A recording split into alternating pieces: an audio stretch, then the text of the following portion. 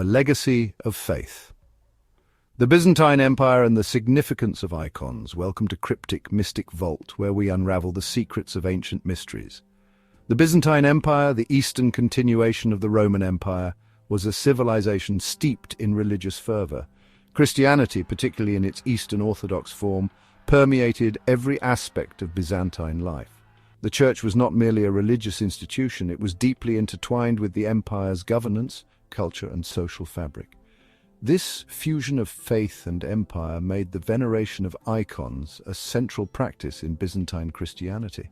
Icons, primarily paintings depicting Christ, the Virgin Mary, and various saints, held a place of profound significance in the Byzantine world. More than mere artistic representations, icons were believed to serve as windows into the divine, facilitating a tangible connection between the earthly realm and the celestial sphere. Through the veneration of icons, the faithful believed they could commune with the holy figures depicted, seeking their intercession and drawing closer to God. These sacred images adorned the walls of churches, homes, and even public spaces, serving as constant reminders of the ever-present reality of faith in the lives of the Byzantine people. The craftsmanship of these icons, often richly adorned with gold leaf and vibrant colors, reflected the empire's artistic sophistication and its deep reverence for the spiritual realm. The veneration of icons, however, was not without its detractors, and in the 8th century a storm of controversy erupted that would shake the Byzantine Empire to its core. The year 726 marked a turning point in Byzantine history. Emperor Leo III, a ruler known for his military prowess and administrative reforms, issued an edict that sent shockwaves throughout the empire. This decree marked the beginning of the Iconoclast Controversy, a period of intense religious and political upheaval that would last for over a century. Leo III's edict prohibited the veneration of religious images, declaring the practice idolatrous and contrary to the true spirit of Christianity. The emperor's motives for initiating this radical shift in religious policy remain a subject of debate among historians. Some scholars point to the influence of Islam, a burgeoning monotheistic faith that strictly forbade the depiction of religious figures, as a possible factor in Leo's decision. Others suggest that the emperor's actions were driven by a desire to consolidate imperial authority over the church, which had gained considerable power and influence in Byzantine society. Whatever his reasons, Leo's edict ignited a firestorm of controversy. The veneration of icons was deeply ingrained in Byzantine piety, and many viewed the emperor's decree as an assault on their faith. Opposition to iconoclasm was particularly strong among monks and clergy, who saw the veneration of icons as an integral part of Christian tradition and a powerful tool for spiritual contemplation. The Iconoclast Controversy was not merely a disagreement over aesthetics or artistic expression. It was a profound theological debate that struck at the heart of Byzantine Christianity. Iconoclasts, those who opposed the veneration of icons, argued that the practice was a form of idolatry, a violation of the Ten Commandments' prohibition against worshipping graven images. They contended that true worship should be directed solely towards God, who is spirit and cannot be represented in any physical form. Furthermore, iconoclasts raised Christological concerns, arguing that depicting Christ in his human form on icons diminished his divine nature. They maintained that icons could not adequately represent Christ's dual nature as both fully God and fully human, a central tenet of Christian belief. Instead, they emphasized the importance of the Eucharist, the sacrament of Holy Communion, as the true image of Christ's presence. However, the Iconoclast controversy was not solely driven by theological arguments. It also became deeply entangled with political power struggles.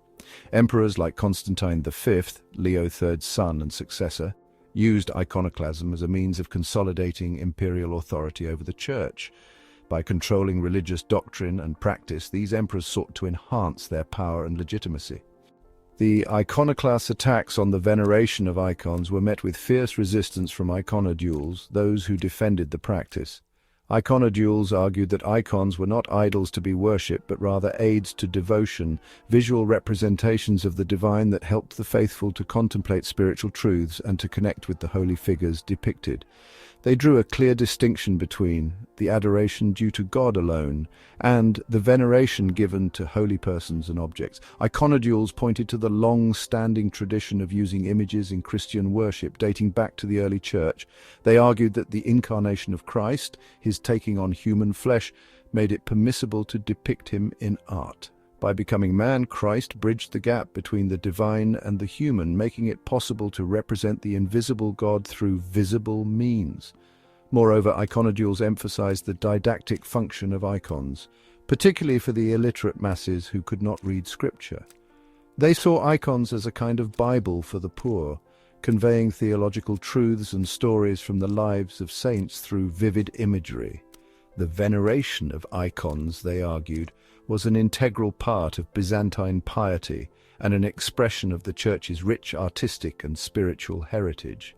If the Iconoclasts had prevailed, the Byzantine Empire might have seen a significant shift in religious practices. The veneration of icons would have been abolished, leading to a more austere form of worship. This could have influenced the development of Christian art and architecture, potentially resulting in fewer religious images and a greater emphasis on symbolic and abstract representations. The political landscape might have also shifted, with the emperor gaining more control over religious matters, possibly reducing the power of the church. This change could have had ripple effects throughout Europe, altering the course of religious and cultural history. Imagine a world where the rich mosaics and iconic frescoes of Byzantine churches were replaced by stark, minimalist designs. The absence of these religious images could have led to a different kind of spiritual expression and artistic evolution. Furthermore, the consolidation of power under the emperor might have set a precedent for other European rulers, redefining the relationship between the state and the church. While we can only speculate on this alternate history, the legacy of the Iconoclast controversy reminds us of the profound impact that religious and political debates can have on the fabric of society. The victory of the Iconodules preserved a tradition that continues to inspire and move millions around the world today. Don't forget to like, comment, share, and subscribe for more mind-blowing discoveries and thrilling adventures into the past.